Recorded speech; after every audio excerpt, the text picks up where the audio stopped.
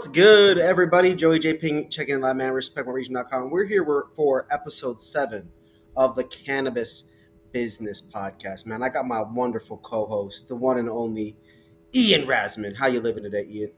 What's up, brother Joey? How are you, man? I'm doing well, man. Happy holidays to you and your fam and all of your non-fam that you consider fam as well.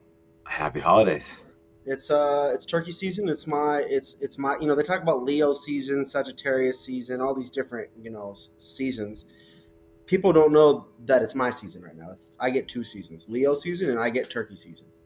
So I'm particularly excited. Thanksgiving really kind of is one of my favorite holidays, actually, because it's really so inclusive. It's not like many of our other holidays. It's really a holiday for everybody.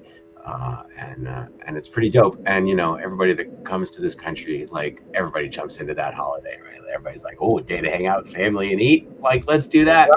Right. At least Thanksgiving, right? And we celebrate this Thanksgiving. for many different reasons here in America. And obviously, there's the nasty side of history, there's the positive side of history, and we're going to take today we're going to use today and take a moment to celebrate Thanksgiving, celebrate cannabis business. Also, a call to action: free the goddamn prisoners that are there for cannabis, nonviolent cannabis crimes. Free those damn prisoners. Biden, where you at? Come on, we need you before you out. Hurry it up. Now, on another note, Ian, we've got a very solid episode today.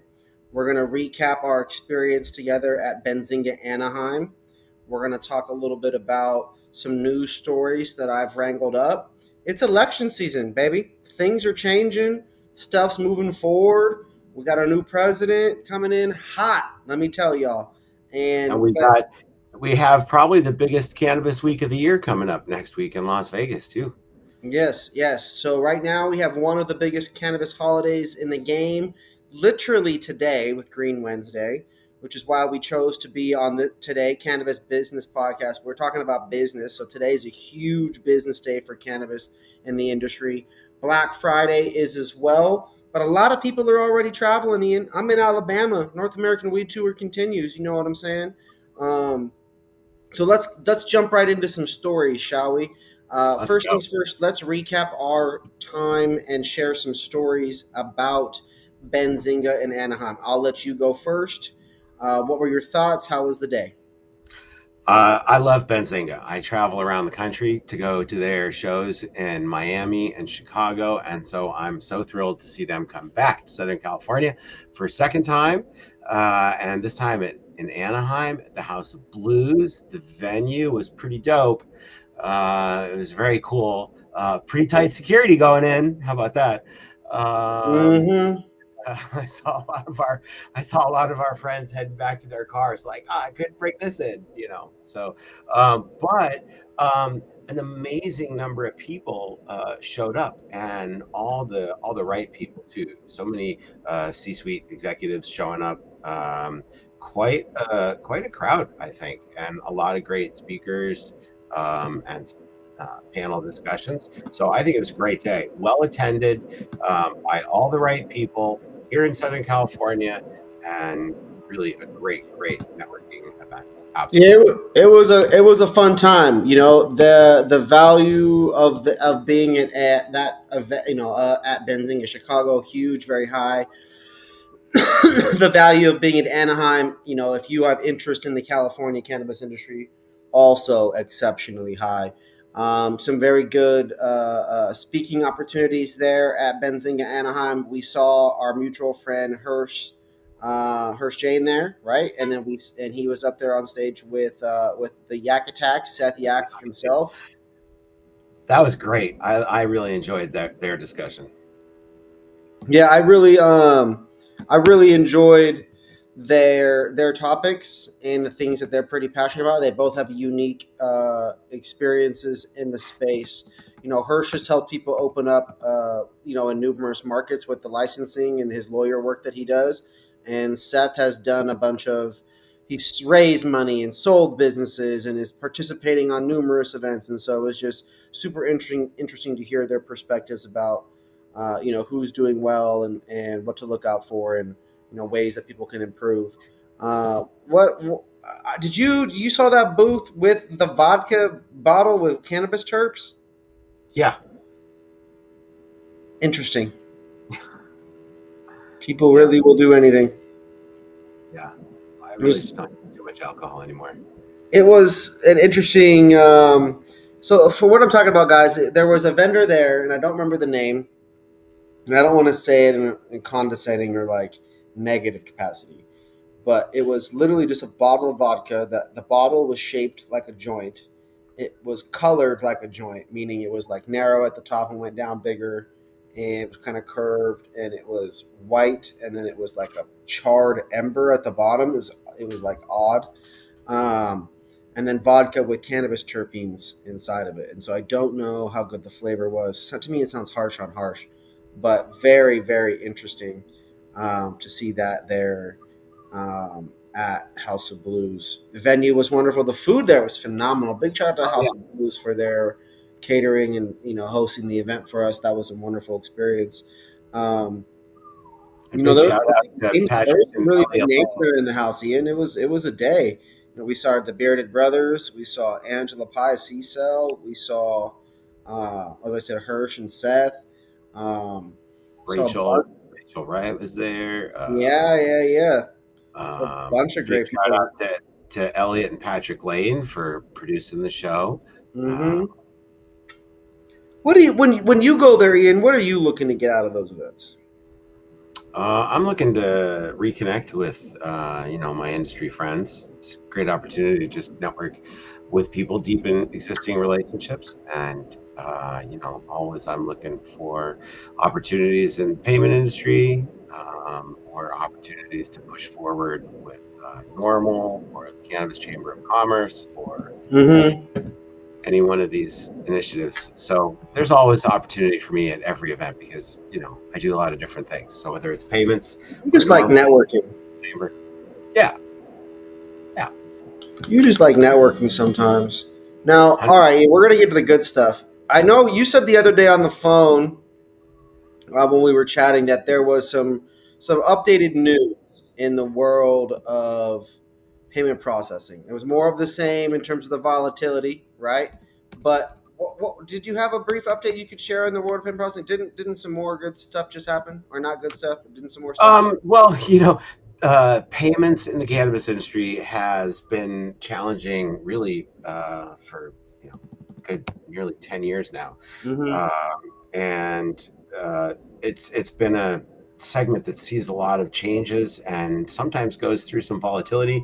So I think over the last 2 months, probably one of the bigger products that's used in the industry is cashless ATM. And over the last 2 months, there's been numerous disruptions that have hit numerous dispensaries and retailers across the country. So people have been struggling lately, and it's always really terrible when your payment system goes down. Can you imagine today? Like it's Green Wednesday. Like if your payments are down today, you're wrecked. You're not going to be able to sell as much product. So there's been more volatility. I would say that over the last 2 months, we've seen more volatility than we have seen in a number of years, actually, with payments. So Wow. Dude, do you think there's any particular reason why? no, not especially. Various providers or ISOs decide that they are getting out of the industry, and there's a ripple effect that the the payments industry is a whole bunch of interconnected chains, and so any one chain breaks, the whole chain breaks, and then people are quickly, reattaching new links and new chains to keep the solutions going. So that's what's been happening, and it's always just sad to see that. So That's crazy because like they're about to make so much money, right? Today, tomorrow, Friday, this weekend, right? All the credit card companies, right? oh well, yeah, sure. In the regular world, just the regular In the company, all the regular card world, companies, oh they're yeah, gonna people be start making shopping. money, a ton of it People right be now. shopping. So it's like, why not just pour it on? And how would you be able to tell the difference between the cannabis, payments and the regular ones in a sea of payments? But I guess that's where things that are bigger than my understanding are always happening in that bay in the world. All right, so there's been some volatility. People, you guys can reach out to Ian. Ian works with our partners at Trees and a variety of other partners to create a seamless payment processing experience. Obviously, when he's working with us, we RMR, we recommend the Trees fam for a variety of things. They do payments as well, and so you can rock with Ian, you can rock with our network. Either way, we're here to provide you a variety of resources. So big shout out to our partners there. Now, Ian, Benzinga Anaheim was solid, but there's other news going on in the world. Are you ready to break down some of these stories? Let's do it. It's my favorite part. It's always good catching up with you, but we know what's going on. We see each other in Cali, travel across the world, but but it's time to talk about what's going on around the country. And so, first things first. What do we want? Pick a story. Which one do you want to talk about? Out of the ones that I sent you, I want to jump into this ransomware story. I mean, what is going on here? Okay. Do you want to share it or do you want me to share it? You go ahead and share it. Okay, I'll screen share. All right. What's going on with the ransomware story? Well, let's find out. So, the Everest Ransomware group appears to have set its sights on the marijuana industry, according to Cannabis Information Sharing Analysis Organization. So on Monday, a second cannabis operator within 1 week appeared as a ransomware victim on Everest's dark web blog. Wow. And this victim has claimed the second victim list is a client of the first victim or software as a service vendor. So this potential connection highlights third-party vendor risk and potential for Everest to continue branching out and targeting the industry. So cyber threats, I mean, these are not good. So it's just important to remember that just because an organization appears on one of these sites does not mean their networks were breached, but multiple organizations with the same industry referenced in a short period of time suggest that there might be a legitimate threat. And so this is crazy. So this group Everest is basically, this is what it says down here, right? It's basically morphed into what is known as an initial access broker, meaning they play a role in the underground Russian ransomware economy. And their goal is to facilitate attacks by initially gaining authorized or unauthorized access, right? The initial access broker. So they get access to things and then they sell it to these other groups, right? And then the other groups conduct the attacks. And that's where they get the information and just getting all that good. So they're basically recruiting. Help me understand cybersecurity threats. What is that? What are those things? This looks like a good little. It's intrusions into people's networks, whether they're your Wi-Fi network or your computer systems that are connected to it. Many organizations have run on the cloud, so they just access everything through a browser. So it's having your passwords or your access compromised. So cyber attacks can be devastating. Third-party risk management and ransomware defense. All right. Marijuana industry has experienced this firsthand in 2022 when a cyber attack on the OCS up in Toronto. Logistics partner impacted product delivery to retailers. As a nascent and growing industry, our vendors may be at a different stage in their cybersecurity journey, advised Chris Clyde, Director of Information Security for Chicago-based marijuana multi-state operator Green Thumb Industries. It's important that any third-party risk program not only assesses and monitors our vendors for potential risk, but also establishes healthy partnerships wherein our IT resources may have to offer expertise to ensure continued iterations and improvements on the overall security resilience of both vendor and customer. So, Ian, in an era, in a day and age, the one that we live in currently, people are going to start considering who their vendors are or can make that decision based on your security risk. Like if you're too small of a company and you're at risk, then it may not be a good idea for a big company to work with you at the end of the day. Well, I think big companies coming in need to be conscious of, the networks they're connecting to, and they are. Yeah. And so I think that, everybody's susceptible to cyber attack. We've seen some of the biggest companies in America have been hit with cyber attacks. So I feel like the biggest one in my life that I've seen is I feel like Target's been hit a few times since I've been around. Quite a bit, I feel like. I always get emails from them at least. I Oh get yeah. emails from people saying they're from PayPal like every day. Oh my gosh. Oh my gosh. Okay, Ian, this is the probably the biggest one, the biggest news story on our entire list. Obviously the ransomware one, it's out there, it can happen, it's scary, it's a real situation. But ultimately people were, they were really hoping that this election season was going to go a variety of directions, and a couple of the decisions that were made didn't end up going the directions that a lot of people wanted, particularly in cannabis, right? And what I'm alluding to on one of those decisions is the decision for Florida to go recreational. But it does seem that Florida has made the government there has made some exciting updates. 22 applicants were chosen to get the next medical marijuana licenses. That's a big deal, Ian. That is good. It's a huge deal. It's a Yep. huge deal. This coming out of the Tallahassee Democrat. You wanna break down that one a little bit? Yeah. So, weeks after Governor Ron DeSantis helped squash a proposal seeking to allow recreational marijuana, state health officials announced that they intend to award medical marijuana licenses to 22 of dozens of applicants who vied for the licenses more than 19 months ago. So, this move was posted on the Department of Health's website on Tuesday, and it sets up what could be drawn out litigation from applicants that missed out on the rare chance to join the state's medical cannabis industry.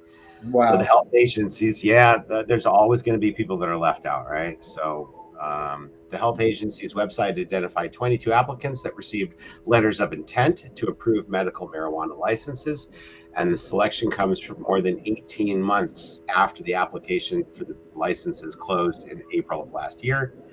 These letters of intent do not mean that the successful applicants immediately will receive licenses. At least some of the losing applicants are expected to challenge the health agency's decision, leading to further delays. So the Wow. the health department received 74 applications from businesses that paid $143,000 to apply last year, but one applicant withdrew. And the state paid consulting firm KPMG nearly $1.79 million to score the applications based on a variety of factors. Damn, that's That's some crazy, man. That's crazy. I got the next part. The health just department's letters came 3 weeks after a proposed constitutional amendment that would have allowed recreational use of marijuana fell shy of the 60% approval required to pass. So this again, 3 weeks later, right? They didn't get the 60% approval. It's called the supermajority there, right? 56% of Florida voters supported the measure, which appeared on the November 5th ballot as Amendment 3, but you needed 60 in Florida. DeSantis, however, flexed his executive authority in his state-backed crusade against the measure and played an outsized role in blocking it from meeting the threshold for package. 4% short. Interesting. Florida Sports Consultant Inc., doing business as Belushi's from Florida, a team including actor Jim Belushi is among the applicants who received a green light for a license this week. Belushi also operates a cannabis farm in Oregon. Other approved applicants include, all right, here we go. You ready? yeah, here's the list. Oh, here we go, you guys. A Good Decision, LLC. Alamanda Farms, LLC. East Coast Packers, LLC. FG Operating, LLC. Gates Housing Group, LLC. Global Investment Group, Inc. DBA Infinite Wellness, Greenpoint Research, LLC. Healing Green, Florida, LLC. KCOF, LLC. Doing business as A Clutch Cannabis. King Palms Incorporated. O'Donnell Landscapes Incorporated. Pioneer Growers of Florida Incorporated. Pure Beauty Farms Incorporated. RAB LLC, DBA Canada Direct, Starbuds Florida LLC, Statewide Property Holdings Florida LLC, Steezy Florida LLC, Sunfest Herbs LLC, The Flower Shop Florida LLC, Theory Wellness of Florida LLC, and Wachovia Holdings LLC, doing business as Greenlight. Now, the new licenses, everybody, are required under a 2017 law that called for boosting the number of licenses as the number of eligible patients, which currently exceeds 880,000 increases. Last year's round of applicants was the first major round for newcomers to the industry to vie for licenses since the 2017 legislation passed. An initial round of licenses was based on the 2014 law that legalized non-euphoric cannabis for a limited number of patients. The state currently has 25 licensed operators who run more than 690 dispensaries throughout the state. Wow, Ian. Wow. In this situation, we have 22 people that are very happy and 50 people that are not very happy at all, right? So So it's you got a very, third, very a third of the people that paid, 140 something $1,000 got licenses, and 2/3 of them didn't. right. I mean, ultimately, like they've invested a ton of money. It is a business. They've applied for the application. It's not cheap. It's not cheap in getting yourself in the position to apply. So it's just hard, right? And then you got to think like they weren't picked. But ultimately, we've seen that kind of situation happen before. It's interesting though that groups like Steezy and Jim Belushi and them were granted things, but I'm also surprised at the. To me, does 78 or whatever, does that not sound a little low? Yeah, maybe. Florida? Huh? 78 people applied. I just feel like that's a little low for me. With what, 800 something dispensaries already in the state? Right? I just felt like there should we're like, bruh. I mean, there's so many different dispensaries in Oklahoma, right? There's so many different stores here in Cali. Where's the more applicants for the big state of Florida? Like, did people just not qualify? So they just didn't apply? There's only that many people that really qualify in the first place? I got questions because that number still seems just low to me. But It is what it is. Big shout out to Florida. Big congrats to those 22 licenses. Ian, what do you think will happen in the immediate future? In Florida? Of course. Going to see some more dispensaries opening once these licenses get past this initial approval stage. I love it. I'm here for it. All right, are you ready? We're going to go to the next story. Let's jump across the state. Your pick. Let's jump across the country to Nebraska. Nebraska, not super far, but also pretty far away. So Nebraska had a judge uphold their successful marijuana initiatives. Right, they got medical there. It's important that they get that situation wrong. Ian, break it down. Let me get it shared. Nebraska. All right. A Nebraska District Court judge has ruled in favor of two medical marijuana legalization initiatives that voters approved in this month's election, setting the stage for a lawsuit challenging the measures to head to the state Supreme Court. Lancaster County District Court Judge Susan Strong in favor of Nebraskans for medical marijuana, the campaign backing the ballot measures in a suit brought by a former state senator to block the initiatives. Nebraska voters approved the two ballot measures, one to legalize the medicinal use of cannabis and a second to regulate the medical marijuana industry in the November general election that we just had. Prior to the vote, however, John Kuhn, a former state senator and former state board of health member, filed a lawsuit challenging petitions that qualified the initiatives for the ballot. Wow. So, my goodness, the lawsuit alleged that the petitions were tainted by misconduct and thus invalid. The lawsuit was joined by the Nebraska Secretary of State, Bob Evnen, with the assistance of Nebraska Attorney General's office. In a 57-page ruling released on Tuesday, Strong wrote that the case was about numbers, according to a report by the Nebraska Examiner. To qualify for the ballot, the campaign needed to collect at least 86,000 signatures from registered voters. Evnen, who certified the initiatives for the ballot, said that each had exceeded the required number by nearly 3,500 signatures. Wow. Yeah. So the lawsuit challenged the validity of the petitions based on the allegations of misconduct in the gathering and submitting of signatures. In a 4-day trial in the suit earlier this month, witnesses included two petition circulators who admitted they violated the law in gathering signatures and delivering petitions. What? Yeah. Well, signature collectors down in front of the grocery store, they got to follow the rules, and maybe some didn't. This is wild. At the end of the day, these are people that weren't doing something else for the afternoon. So, in this action, the Secretary had to show that more than 3,463 signatures on the legalization petition and 3,357 signatures on the regulatory petition are invalid. The plaintiff and secretary are well short, Strong wrote, according to the Associated Press. So in her ruling, Strong wrote that the presumption of validity was lost for 711 signatures on the legislative petition and 826 signatures on the regulation petition. These are all small numbers, right, for a state with just under 2 million people, I think. Wow. But each of the, you got to think like in that world, each of those people that is involved with that, it matters quite a bit. Yeah. Of course. Here, I'll take it. I'll take it from here. So it says, in a record of this size, did you already read the in her ruling? Nope. So in her ruling, Strong wrote that the presumption of validity was lost for 711 signatures on the legalization petition and 826 for the regulation. In a record, and start quote, in a record of this size, it is likely, perhaps inevitable, that the court has made some mathematical errors, Strong wrote. Quote, it is also possible that the court missed a few petitions that should lose their presumption of validity under this court's reasoning, end quote. The judge added, however, that the Evnen and Kuhn would still fall short of successful challenging enough signatures to invalidate certification of the petitions. Quote, the petitions fulfill all constitutional and statutory requirements and are thus legally sufficient under Nebraska law. Oh, man. So they're going back and forth, and they ended up not catching them with enough invalid ones. Yeah. So they're saying that it shouldn't have even been on the ballot. Oh, my gosh.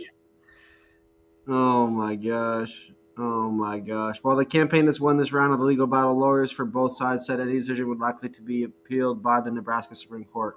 A spokesperson for the Nebraska Attorney General's office said in the text that Strong's ruling would be reviewed. We appreciate the court's time and thoughtful consideration deciding this matter, the spokesperson wrote. We're reviewing the decision and considering next steps. Initial Measure 437, also known as the Nebraska Medical Cannabis Patient Protection Act, legalizes the medicinal use of cannabis for patients who have a written recommendation from a healthcare professional. The new law, which passed with 71% of the vote, also legalized the possession for medicinal purposes of up to 5 ounces of cannabis by patients and caregivers. Initiative Measure 438, the Nebraska Medical Cannabis Regulation Act, was approved by voters in the November 5th election with 67% of the vote. The initiative legalizes the possession, production, processing, distribution, and dispensing of medical cannabis for business licenses by the state. The measure also establishes the Nebraska Medical Cannabis Commission to oversee the enactment of the law and regulate the state's newly legalized medical cannabis industry. Wow. Ian, the drama is real in Nebraska. Wow. It seriously is. I don't mean to mock it by any means, but it sounds like they are going at it. Some people are really, really against it, clearly, to the point where it shouldn't even have been on the ballot. And then now that it got voted through and passed and all the things, they're trying to catch it and backtrack it. It's crazy. It's real. It's real. Real drama in Nebraska. It's real out here, man. You guys got to get it figured out. We support it being legalized, but we need it to come through in a way that makes sense. What's the next story? Do you want to rock with Kentucky? Let's go to Kentucky. You want to go to Kentucky? All right, let's rock Kentucky. Little known fact I bet you didn't know about me. I was born in Kentucky. Born in Kentucky. Hey, but listen, I moved away when I was 2 weeks old, and I haven't even been there since then. So I do need to make. Oh wow, this guy's flaunting like he founded Kentucky Fried Chicken, dude. This is crazy. Get out of here! All right, what's your Kentucky? Born on the army base there, lived there for 2 weeks, and then left for Ireland. So I haven't been back to Kentucky since I was. They said you're not welcome back. You smoke too much weed. Out the womb. You know, Kentucky, that used to be one of the number one exports of Kentucky. Really? Old days. Yeah, back in the old day, Kentucky was cranking out a lot of grass. I mean, big numbers. Well, the exciting part is that Kentucky is about to be pumping out more grass again. Several northern Kentucky businesses received dispensary licenses during medical cannabis lottery. Out of 334 eligible applications in the northern Kentucky region, 4 were selected, representing Erlanger, Alexandria, and Florence. All right, Ian, you got better odds to get a license in Florida by a long shot there, don't you? Right? Crazy, man. Okay, Ian, read the first section. Here we go. 4 northern Kentucky businesses became some of the first medical cannabis dispensaries to receive operating licenses during a state-run lottery drawing on Monday. So this is another major step for ensuring Kentuckians suffering from cancer, PTSD, and other serious conditions have access to safe, affordable medical cannabis, Kentucky Governor Andy Beshear said. Out of 334 eligible applications, the following 4 were selected. Yellow Flowers LLC in Erlanger, Kenton County, Nicole Tirella in Alexandria, Campbell County, Bluegrass Canacare LLC in Florence, Boone County, and Greengrass Cannabis LLC in Erlanger, Kenton County. The Northern Kentucky region is comprised of the following four counties: Boone, Bracken, Campbell, or the following counties: Boone, Bracken, Campbell, Carroll, Gallatin, Grant, Kenton, Owen, and Pendleton. Florence Mayor Julia John said the city wasn't actively courting the marijuana industry, but worked for more than a year to ensure rules were in place in the event a business was awarded the chance to open there. Mm-hmm. So we've been operating with a lot of confusion for more than a year, Abu Chan said. The city crafted a zoning map with more than 100 plots zoned to allow medical marijuana dispensary, but many of those lots are within the range of schools, churches, and other ineligible developments. Others are already developed properties like the auto malls near Mall Road and Burlington Pike. They're scattered in different corridors set that we want to have access if our citizens want access. We don't want to be so restrictive, but we also want to be respectful, Abachan said. Other towns had hoped to win a license within their boundaries, but didn't get the luck of the draw. We did our best, Bellevue Mayor Charlie Cleves said. Cleves said the residents of his 1 square mile village voted 3-1 in November election to allow medical marijuana dispensaries in town. Wow. 1 square mile. And if they wanted it, that's what the city wants, he said. Cleves also lamented the tight distribution in northern Kentucky's dispensaries. He hoped that the Kentucky Office of Medical Compliance would consider adding a bit additional businesses in the region. I think they said they'd be willing to balance it out, and they have to balance it out because otherwise all the people in the southernmost are all going to be driving a long way, which isn't fair, Cleves said. I got it from here, Ian. Wow. Powerful. That's powerful. In total, 36 Kentucky medical cannabis dispensaries were awarded licenses out of 2,551 eligible applications in regions 3 through 11, state officials said. Each region was awarded 4 licenses with a limit of 1 dispensary license per county. That means one of Erlanger's 2 winners must operate the business in a county other than Kenton. Quote, those applicants selected in today's license lottery will have 15 days to pay their license fee. Once the fee has been paid, the office will issue a license to that business, said Sam Flynn, executive director of the Kentucky Office of Medical Cannabis. Quote, as we noted, this is the most fair and transparent way to issue those licenses, end quote. The first of 2 dispensary lotteries, Monday's drawing dealt with 9 of Kentucky's 11 medicinal cannabis regions, including the northern Kentucky region. The second lottery is slated for December 16th. It will deal with the 2 remaining regions, Louisville, the Kentuckiana region, and Lexington, the Bluegrass region as well. Because of their large populations, the counties located within the regions, Jefferson and Fayette, will receive an additional 2 licenses each. The state-run lottery for processor and cultivator licenses is already taking place, with 0 licenses issued to businesses in Boone, Kenton, or Campbell counties. Approximately 4,998 businesses applied for medical cannabis operating licenses across all categories, Beshayer said. According to the Office of Medical Cannabis, those who apply for a medical cannabis card must be a Kentucky resident, have no disqualifying felony offenses, and be diagnosed with at least one of the following medical conditions: any type or form of cancer, chronic or severe pain, epilepsy or intractable seizure disorder, multiple sclerosis, multiple spasms or spasticity, chronic nausea or cyclical vomiting syndrome, and post-traumatic stress disorder. Kentucky will begin accepting applications for cards on January 1st, 2025. Those seeking a card must get a written certification for medical cannabis from an authorized medical practitioner, according to the Office of Medical Cannabis. Becoming a card holder comes with a one-time $25 fee. Ian, wow, how powerful is that? Kentucky's coming in hot right now. Kentucky coming in hot, but it doesn't seem like they have a lot of licenses. And they didn't 4 per county, maybe 6, depending on the county. They didn't give out too many, and also nearly 5,000 businesses applied for licenses. So I'm guessing it wasn't no $140,000 like Florida to apply. Yeah. Must have been a much smaller fee. I'm curious what it was, but it must have been very reasonable. Interesting though. Kentucky, farmers, agriculture, good climate to grow in. Strong history of growing cannabis and currently growing hemp. There's a lot of green flags here, but also some pretty major red flags. What are the red flags that you see here about Kentucky? The medical, it's great that they have a medical program. It seems a little bit restrictive. just to even get a medical marijuana card to be a patient, you can't have a disqualifying felony offense. I don't know what that means, but it seems like everybody needs medicine. I'm not sure that I understand that a little bit there. And then they've got 6 reasons that you might qualify.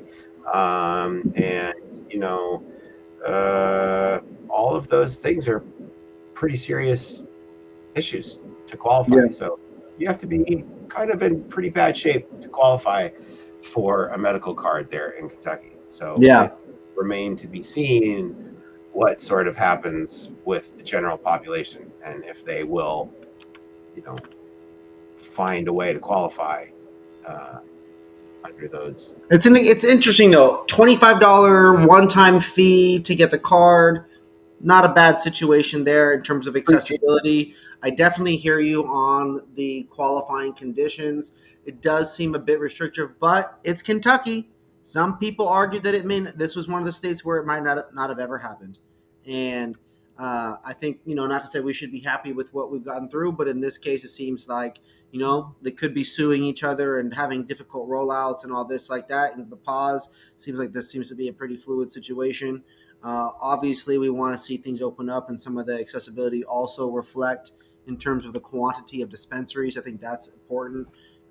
We don't want people having to drive super far. You want hospitals all over the place. We have pharmacies all over the place, right? We can buy pills all over the counter in so many places, and currently you can buy pre-rolls and joints of hemp or hemp THCA across, gas stations across America, right? So it's like, why are we putting such a strong restrictions on it? But again, I do have to applaud the state of Kentucky for this. This is momentous. This is huge. This is historical. It's huge. Big deal. It's a big deal. I'm glad to see Kentucky moving forward, really. Now, one of the last stories that we have here today is a big one. This has to do with Oregon and California, Ian. This is where you operate your company out of. I mean, you obviously operate in a variety of different places, but you live here in California. This story is pretty cool. Leading regenerative organic cannabis certifier partners with retail outlets in Oregon and California to launch a new organic section program.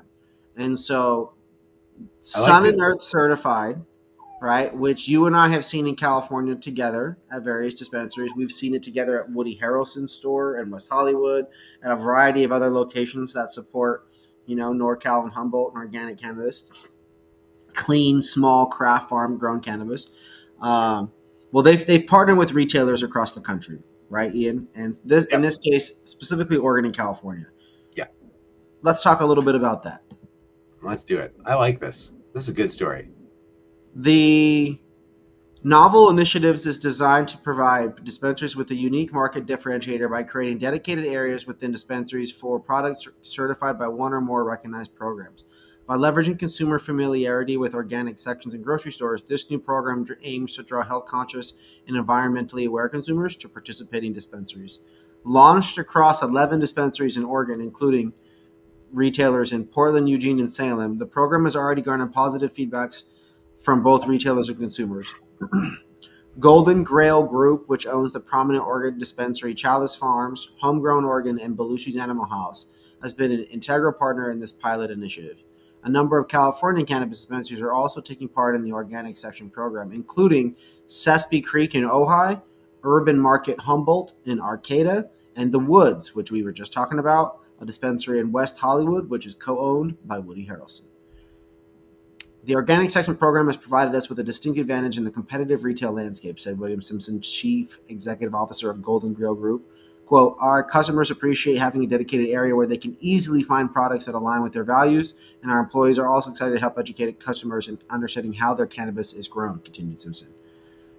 Notably, in its cannabis industry report, the market research group TrendSource found that over 53% of consumers in the U.S. are willing to pay more for organic cannabis products. However, the vast majority of products currently sold in the United States present no on-package labeling that explains how the cannabis was sourced and grown, or specifically what pesticides or other chemical inputs were used in its production.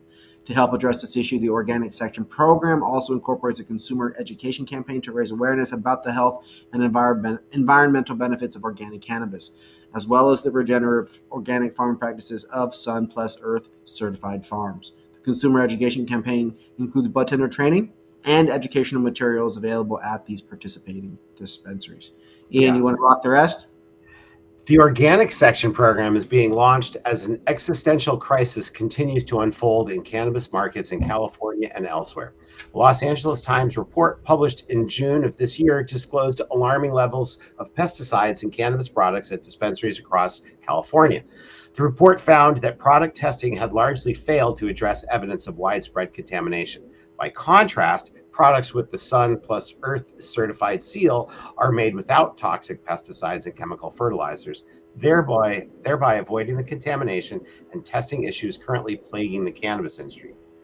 Organic sections are no longer just for grocery stores, said Jacob Politzer, Sun and Earth co-founder and executive director. By bringing this familiar model to dispensaries, cannabis consumers will better be able to discern which products are being made using regenerative organic farming practices.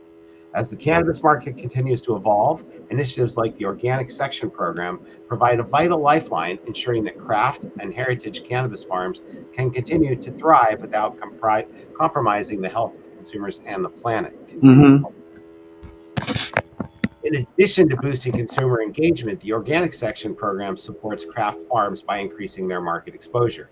These dedicated sections allow consumers to easily identify and choose products certified by trusted programs, including cannabis products with the familiar Sun Plus Earth seal and concentrated cannabis products made with Sun Plus Earth certified flower.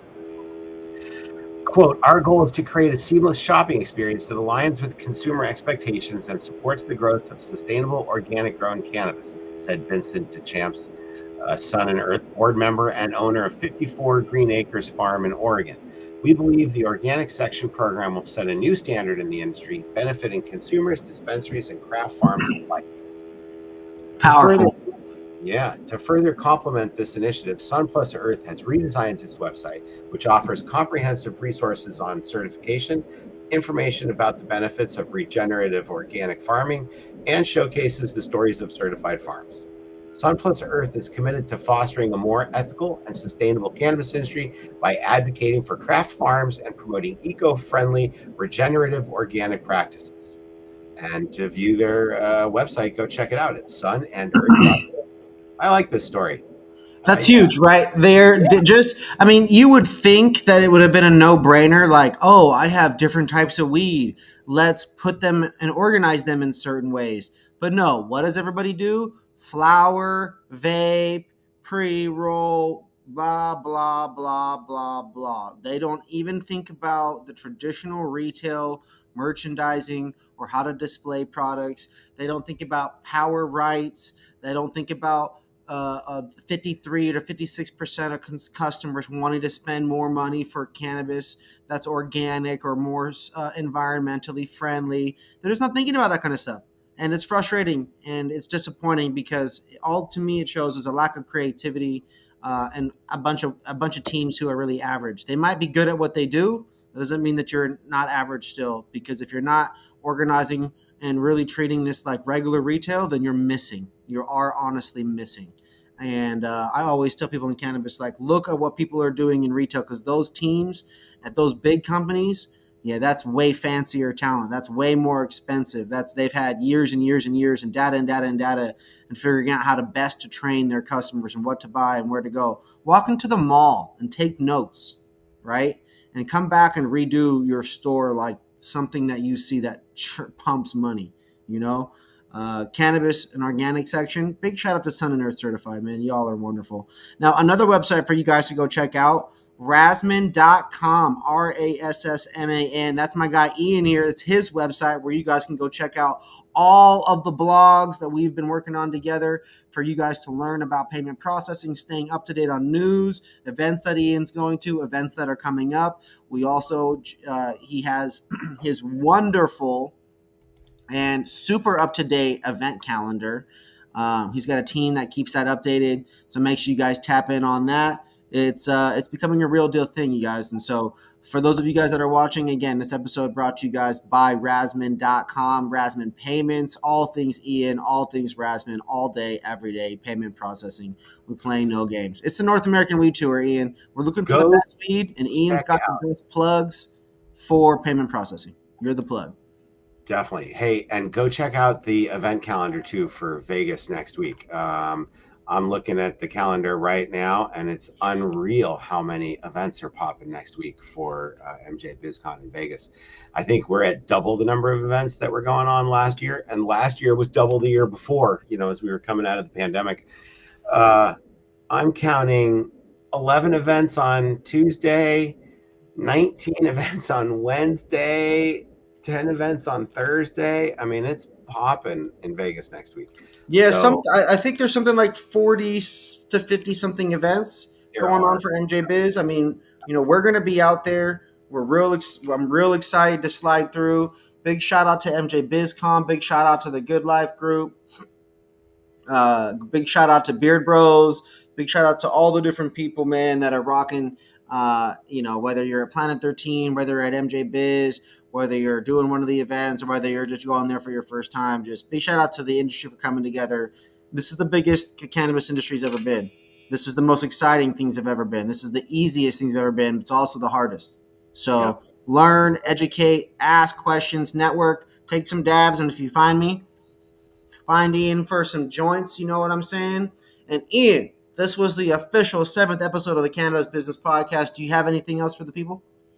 Looking forward to seeing so many people in Las Vegas next week. It's going to be quite the cannabis week out there for MJ. Let's go. I love it. I Finishing love up it. I on love it. Thursday with the MJ Awards. Looking forward to that. Normal's up for an award this year, so hoping we win. Let's go. Normal's up for an award. Make sure you guys go tap in and support. Visit Rassman.com with 2 S's, Rassman.com. If you're a retailer and you guys need some payment processing support, Ian will answer all the questions. Also, too, for anybody with a hemp company, anybody operating with psilocybin, also feel free to reach out. Ian can get you tapped in there. I'm Joey JayPing from Respect My Region. This is Ian Rassman of Rassman Payments. Make sure you guys tap in. If you guys have any questions, like, follow, subscribe. Talk shit about me, but show love to Ian. Or take a hot dab. Because either way, we're going to be back with another episode. Ian, I love you. I appreciate you, dog. Appreciate you, brother. Catch you later. We'll see y'all next time. Peace.